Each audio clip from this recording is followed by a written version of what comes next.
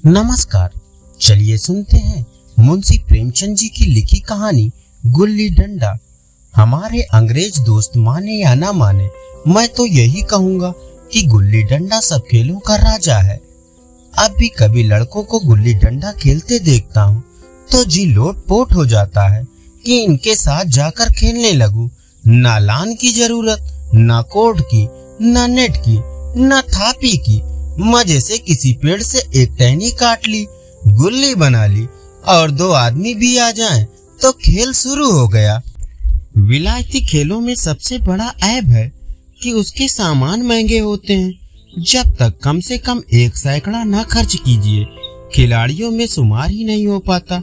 यहाँ गुल्ली डंडा है, बिना हर्रे फिटकिरी के चोखा रंग देता है।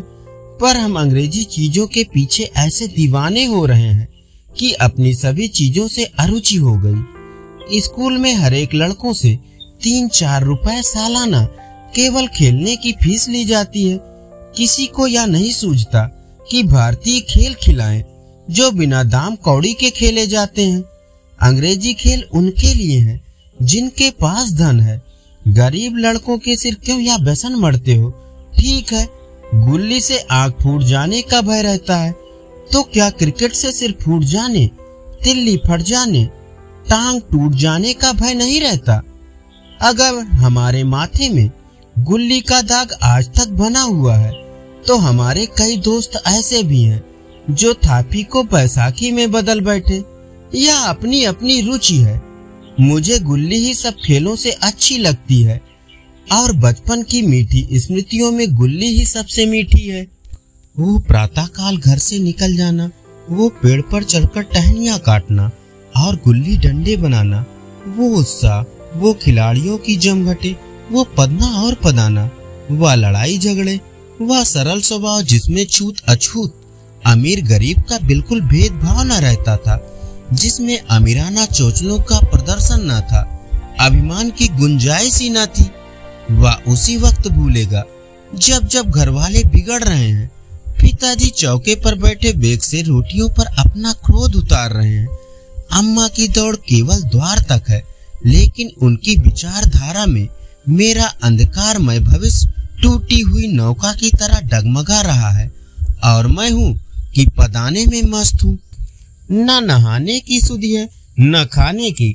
गुल्ली है तो जरा सी, पर उसमें दुनिया भर की मिठाइयों की मिठास और तमाशों का आनंद भरा हुआ है।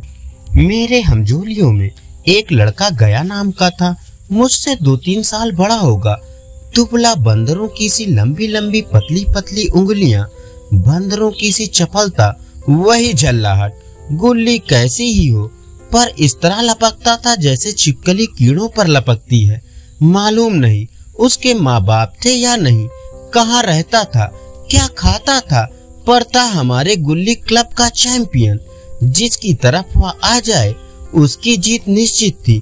हम सब उसे दूर से आते देख उसका दौड़कर स्वागत करते थे और अपना गोइया बना लेते थे। एक दिन मैं और गया, बस 2 ही लोग खेल रहे थे। वो पदा रहा था, मैं पद रहा था। मगर कुछ विचित्र बात है कि पदाने में हम दिन भर मस्त रह सकते हैं, पदना 1 मिनट का भी अखरता है।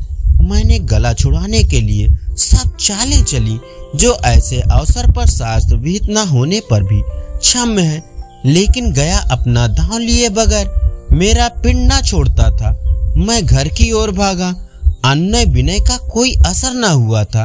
गया ने मुझे दौड़ कर पकड़ लिया और डंडा तान कर बोला, मेरा दांव देकर जाओ। पदाया तो बड़े बहादुर बन के पदने के बेर क्यों भागे जाते हो? मैंने कहा, तुम दिन भर पदाओ तो मैं दिन भर पदता रहूं। हाँ, तुम्हें दिन भर पदना पड़ेगा। न खाने जाऊं न पीने जाऊं। हाँ, मेरा दांव दिए बिना कहीं नहीं जा सकते। क्या मैं तुम्हारा गुलाम हूँ? हाँ, मेरे गुलाम हो। मैं घर जाता हूँ, देखो मेरा क्या कर लेते हो। घर कैसे जाओगे? कोई दिल लगी है? दांव दिया है, दांव लेंगे। मैंने कहा, अच्छा, कल मैंने अमरूद खिलाया था, वो लौटा दो। उसने कहा, वो तो पेट में चला गया। मैंने कहा, निकालो पेट से। तुमने क्यों खाया मेरा अमरूद? उसने कहा, अमरूद तुमने दिया तब मैंने खाया। मैं तुमसे मांगने ना गया था। जब तक मेरा अमरूद ना दोगे मैं दांव ना दूंगा। मैं समझता था न्याय मेरी ओर है। आखिर मैंने किसी स्वार्थ से ही उसे अमरूद खिलाया होगा। कौन निस्वार्थ के किसी के साथ सलूक करता है? भिक्षा तक तो स्वार्थ के लिए देते हैं। जब गया ने अमरूद खाया तो फिर उसे मुझसे दांव लेने का क्या अधिकार है? रिश्वत देकर तो लोग खून पचा जाते हैं, या मेरा अमरूद यूं ही हजम कर जाएगा? अमरूद 5 पैसे वाले थे जो गया के बाप को भी नसीब ना होंगे। यह सरासर अन्याय था। गया ने मुझे अपनी ओर खींचते हुए कहा, मेरा दांव देकर जाओ। अमरूद समरूद मैं नहीं जानता। मुझे न्याय का बल था, वह अन्याय पर डटा हुआ था। मैं हाथ छुड़ाकर भागना चाहता था, वह मुझे जाने न देता। मैंने उसे गाली दी, उसने उससे कड़ी गाली दी मुझे, और गाली ही नहीं, एक चांटा जमा दिया। मैंने उसे दांत काट लिया, उसने मेरी पीठ पर डंडा जमा दिया। मैं रोने लगा। गया मेरे इस अस्त्र का मुकाबला ना कर सका। मैंने तुरंत आंसू पोंछ डाले, डंडे की चोट भूल गया और हंसता हुआ घर जा पहुंचा। मैं थानेदार का लड़का एक नीच जात के लौंडे के हाथों पिट कर आया। यह मुझे उस समय भी अपमानजनक मालूम हुआ, लेकिन घर में किसी से शिकायत ना की। उन्हीं दिनों पिताजी का वहां से तबादला हो गया। नई दुनिया देखने की खुशी में ऐसा फूला कि अपने हमझोलियों से बिछुड़ जाने का बिल्कुल दुख ना हुआ। पिताजी दुखी थे, वो बड़ी आमदनी की जगह थी। अम्मा भी दुखी थी, यहाँ सब चीज सस्ती थी और मोहल्ले की स्त्रियों से लगाव सा हो गया था। लेकिन मैं मारे खुशी के फूला ना समाता था। लड़कों से मैं डींगे उड़ा रहा था। वहाँ ऐसे घर थोड़े ही होते हैं। ऐसे ऐसे ऊंचे घर हैं कि आसमान से बातें करते हैं। वहाँ के अंग्रेजी स्कूल में कोई मास्टर लड़कों को पीटे तो उसे जेल हो जाए। मेरे मित्रों की फैली हुई आंखें और चकित मुद्रा बतला रही थी कि मुझसे उनकी निगाह में कितनी अस्पर्धा हो रही थी। मानो कह रहे थे, तू भगवान हो भाई, जाओ, हमें तो इसी उजड़ ग्राम में जीना भी है और मरना भी। 20 साल गुजर गए। मैंने इंजीनियरिंग पास की और उसे जिले का दौरा करता हुआ उसी कस्बे में पहुंचा और डाक बंगले में ठहरा। उस स्थान को देखते ही इतनी मधुर बाल स्मृतियां हृदय में जाग उठी कि मैंने छड़ी उठाई और कस्बे की सैर करने निकला। आंखें किसी प्यासे पथिक की भांति बचपन के उन क्रीड़ा स्थलों को देखने के लिए व्याकुल हो रही थी, पर उस परिचित नाम के सिवा वहाँ और कुछ परिचित न था। जहाँ खंडहर था वहाँ पक्के मकान खड़े थे। जहाँ बरगद का पुराना पेड़ था वहाँ अब एक सुंदर बगीचा था। स्थान की काया पलट हो गई थी। अगर उसके नाम और स्थिति का ज्ञान न होता तो मैं उसे पहचान भी ना सकता। बचपन की संचित और अमर स्मृतियाँ बाहें खोले अपने उन पुराने मित्रों से गले मिलने को आधीर हो रही थी। मगर वह दुनिया बदल गई थी। ऐसा जी होता था कि उस धरती से लिपट कर रहूं और कहूं, तुम मुझे भूल गई, मैं तो अब भी तुम्हारा वही रूप देखना चाहता हूँ। सहसा एक खुली जगह में मैंने 2-3 लड़कों को गुल्ली डंडा खेलते देखा। एक क्षण के लिए मैं अपने को बिल्कुल भूल गया कि मैं एक ऊंचा अफसर हूँ। साहबी ठाठ में रौब और अधिकार के आवरण में जाकर एक लड़के से पूछा, क्यों बेटे, यहाँ कोई गया नाम का आदमी रहता है? एक लड़के ने गुल्ली डंडा समेटकर सहमे हुए स्वर में कहा, कौन गया? गया चमार? मैंने यूं ही कहा, हाँ वही। गया नाम का कोई आदमी है तो शायद वही हो। हाँ है तो जरा उसे बुला सकते हो। लड़का दौड़ता हुआ गया और एक क्षण में एक 5 हाथ के काले देव को साथ लिए आता दिखाई दिया। मैं दूर से ही पहचान गया। उसकी ओर लपकना चाहता था कि उसके गले लिपट जाऊं, पर कुछ सोच कर रह गया। बोला, कहो गया, मुझे पहचानते हो? गया ने झुककर सलाम किया। हाँ मालिक, भला पहचानूंगा क्यों नहीं। आप मजे में हो? बहुत मजे में। तुम अपनी कहो। मतई, मोहन, दुर्गा सब कहाँ है? कुछ खबर है? साहब, मतई तो मर गया, दुर्गा और मोहन दोनों डाकिया हो गए हैं। आप? मैं तो जिले का इंजीनियर हूँ। सरकार तो पहले ही बड़े जहीन थे। आप कभी गुल्ली डंडा खेलते हो? गया ने मेरी ओर प्रश्न भरी आंखों से देखा। अब गुल्ली डंडा क्या खेलूंगा सरकार, अब तो धंधे से छुट्टी नहीं मिलती।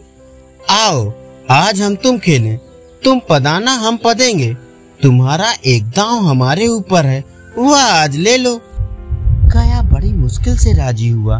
वह ठहरा टके का मजदूर, मैं एक बड़ा अफसर, हमारा और उसका क्या जोड़। बेचारा झेप रहा था, लेकिन मुझे भी कुछ कम झेप ना थी। इसलिए नहीं कि मैं गया के साथ खेलने जा रहा था, बल्कि इसलिए कि लोग इस खेल को अजूबा समझकर इसका तमाशा बना लेंगे और अच्छी खासी भीड़ लग जाएगी। उस भीड़ में वह आनंद कहाँ रहेगा। पर खेले बगैर तो रहा नहीं जाता।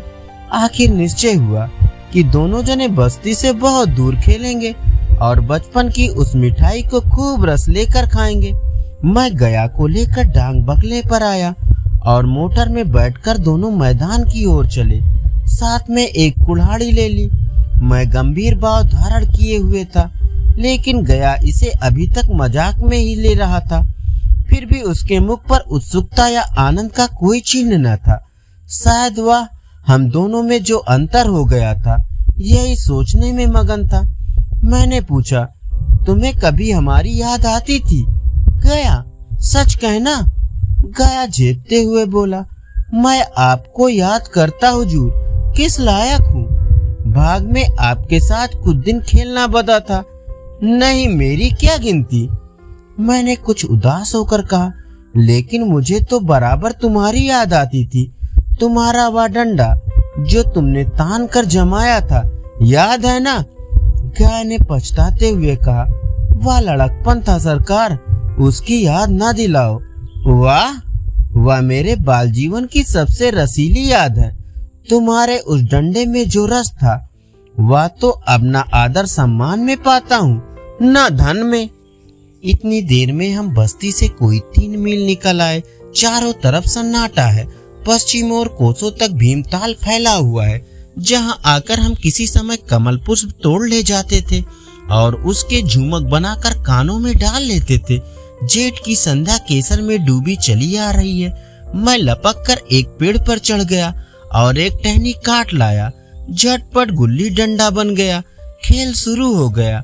मैंने गुच्छी में गुल्ली रखकर उछाली। गुल्ली गया के सामने से निकल गई।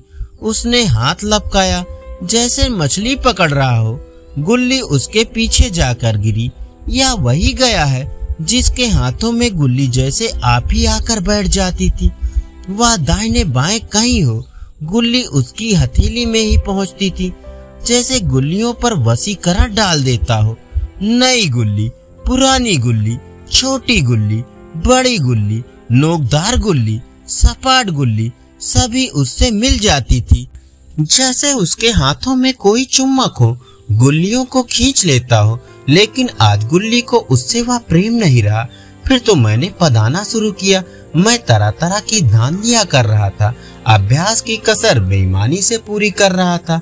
कुछ जाने पर भी डंडा खेले जाता था। हालांकि सास के अनुसार गया की बारी आनी चाहिए थी। गुल्ली पर ओछी चोट पड़ती और वह जरा दूर पर गिर पड़ती तो मैं झपट कर उसे खुद उठा लेता और दोबारा टांड लगाता। गया यह सारी बेईमानियां देख रहा था, पर कुछ ना बोलता था, जैसे उसने वह सब कायदे कानून भूल गए। उसका निशाना कितना अचूक था। गुल्ली उसके हाथ से निकलकर टन से डंडे से आकर लगती थी। उसके हाथ से छूटकर उसका काम था डंडे से टकरा जाना। लेकिन आज वह गुल्ली डंडे में लगती ही नहीं। कभी दाहिने जाती है, कभी बाएं, कभी आगे, कभी पीछे। आध घंटे पदाने के बाद एक गुल्ली डंडे में आ लगी। मैंने धांधली की, गुल्ली डंडे में नहीं लगी, बिल्कुल पास से गई, लेकिन लगी नहीं। गया ने किसी प्रकार का असंतोष प्रकट नहीं किया। ना लगी होगी, डंडे में लगती तो क्या मैं बेईमानी करता? नहीं भैया, तुम भला बेईमानी करोगे। बचपन में मजाल था कि मैं ऐसा घपला करके जीता बचता। यही गया गर्दन पर चढ़ बैठता, लेकिन आज मैं उसे कितनी आसानी से धोखा दिए चला जाता था। गधा है, सारी बातें भूल गया। सासा गुल्ली फिर डंडे से लगी और इतनी जोर से लगी जैसे बंदूक छूटी हो। इस प्रमाण के सामने अब किसी तरह की धांधली करने का साहस मुझे इस वक्त भी ना हो सका। लेकिन क्यों ना एक बार सबको झूठ बताने की चेष्टा करूं। मेरा हरज ही क्या है। मान गया तो वाह वाह, नहीं तो 2-4 हाथ पदना ही तो पड़ेगा। अंधेरा का बहाना करके जल्दी से छुड़ा लूंगा, फिर कौन दांव देने आता है। गया ने विजय के उल्लास में कहा, लग गई लग गई। टन्ना से बोली। मैंने अनजान बनने की चेष्टा करके कहा, तुमने लगते देखा? मैंने तो नहीं देखा। टन्ना से बोली है सरकार। और जो किसी ईंट से टकरा गई हो तो? मेरे मुख से यह वाक्य उस समय कैसे निकला, इसका मुझे खुद आश्चर्य है। इस सत्य को झुठलाना वैसा ही था जैसे दिन को रात बताना। हम दोनों ने गुल्ली को डंडे में जोर से लगते देखा था, लेकिन गया ने मेरा कथन स्वीकार कर लिया। हाँ, किसी ईंट में ही लगी होगी। डंडे में लगती तो इतनी आवाज ना आती। मैंने फिर पदाना शुरू कर दिया, लेकिन इतनी प्रत्यक्ष धांधली कर लेने के बाद गया की सरलता पर मुझे दया आने लगी। इसलिए जब तीसरी बार गुल्ली डंडे में लगी तो मैंने बड़ी उदारता से दांव देना तय कर लिया। गया ने कहा, अब तो अंधेरा हो गया है भैया, कल पर रखो। मैंने सोचा कल बहुत सा समय होगा या ना जाने कितनी देर पदाए, लेकिन इसी वक्त मामला साफ कर लेना अच्छा होगा। नहीं नहीं, अभी बहुत उजाला है, तुम अपना दांव ले लो, गुल्ली सूझेगी नहीं, कुछ परवाह नहीं। गया ने पदाना शुरू किया, पर उसे अब बिल्कुल अभ्यास न था। उसने 2 बार टाण लगाने का इरादा किया, पर दोनों ही बार हुच गया। 1 मिनट से कम में वह दांव खो बैठा। मैंने अपने हृदय की विशालता का परिचय दिया। एक दांव और खेल लो, तुम तो पहले ही हाथ में पूछ गए। नहीं भैया, अब अंधेरा हो गया, तुम्हारा अभ्यास छूट गया, कभी खेलते नहीं। खेलने का समय कहाँ मिलता है भैया। हम दोनों मोटर पर जा बैठे और चिराग जलते जलते पड़ाव पर पहुंच गए। गया चलते चलते बोला, कल यहाँ गुल्ली डंडा होगा, सभी पुराने खिलाड़ी खेलेंगे, तुम भी आओगे?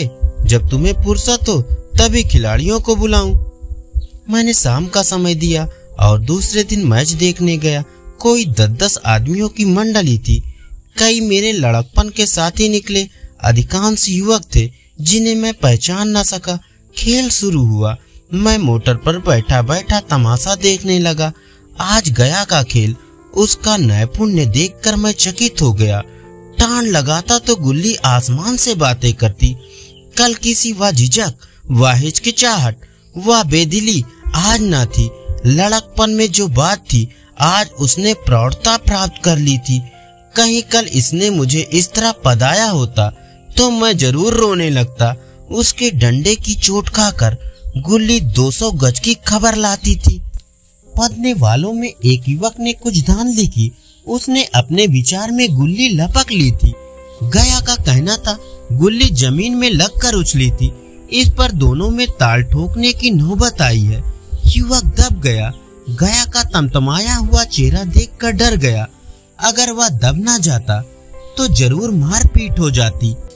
मैं खेल में न था, पर दूसरों के इस खेल में मुझे वही लड़कपन का आनंद आ रहा था जब हम सब कुछ भूलकर खेल में मस्त हो जाते थे। अब मुझे मालूम हुआ कि कल गया ने मेरे साथ खेला नहीं, केवल खेलने का बहाना किया। उसने मुझे दया का पात्र समझा। मैंने धांधली की, बेईमानी की, पर उसे जरा भी क्रोध न आया, इसलिए कि वह खेल ना रहा था, मुझे खिला रहा था, मेरा मन रख रहा था। वह मुझे पदाकर मेरा कचूमर नहीं निकालना चाहता था। मैं अब अफसर हूँ या अफसरी मेरे और उसके बीच में दीवार बन गई है। मैं अब उसका लिहाज पा सकता हूँ, अदब पा सकता हूँ, सहचर नहीं पा सकता। लड़कपन था तब मैं उसका समकक्ष था, या पद पाकर अब मैं केवल उसकी दया योग्य हूँ। वह मुझे अपना जोड़ नहीं समझता। वो बड़ा हो गया है, मैं छोटा हो गया हूँ। धन्यवाद। अभी आप सुन रहे थे मुंशी प्रेमचंद जी की लिखी कहानी गुल्ली डंडा।